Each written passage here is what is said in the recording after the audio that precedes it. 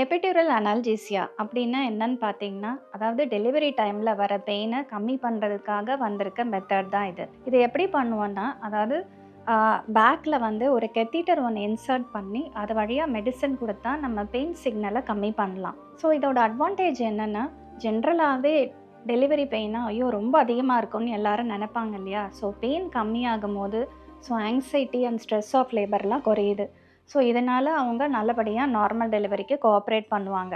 அடுத்தது என்ன பார்த்தீங்கன்னா, சில பேருக்கு பெயின் த்ரெஷோல்ட் ரொம்ப கம்மியாக இருக்கும். அவங்களுக்கு epidural analgesia is a very good method. இது மட்டும் இல்லை, சில பேருக்கு ப்ரொலாங்டு லேபர் இருக்கும், மெடிக்கல் ப்ராப்ளம்லாம் இருக்கும். அவங்களுக்குலாம் நம்ம லேபர் பெயின் இன்டியூஸ் பண்ணும்போது இந்த method is a very effective method. இதில் டிஸ்அட்வான்டேஜ் பார்த்தோன்னா பெருசாக எதுவும் கிடையாது. ரேராக சில பேருக்கு வந்து பிபி குறையலாம் மதருக்கு. ஸோ அப்போ அதை கண்டினியூஸ் மானிட்டரிங் பண்ணும்போது mother safety and baby safety நம்ம மானிட்டர் பண்ணலாம். ஃபைனலாக செகண்ட் ஸ்டேஜ் சொல்லுவோம் இல்லையா, அதில் புஷிங் ஃபோர்ஸு சில டைம் ப்ரொலாங்டாக இருக்கப்போ தேவைப்பட்டால் நம்ம இன்ஸ்ட்ருமெண்ட் போடுற மாதிரி வரும். ஸோ என்னை பொறுத்த வரைக்கும் epidural analgesia is a very good boon for normal delivery process.